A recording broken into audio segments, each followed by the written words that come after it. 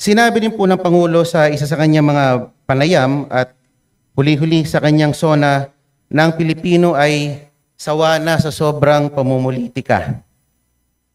So, buti pa ang ating Pangulo aware dito. Bakit di na lang po natin galingan? Total, meron naman po tayong 3 taon pa para ipakita na tayo ay mahusay din sa pamamalakad. Ang akin lang naman po,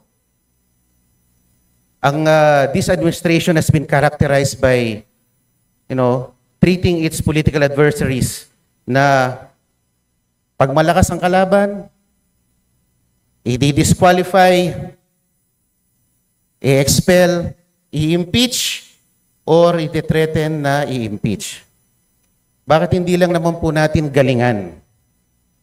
Meron pa naman po tayong 3 taon. Baka sakali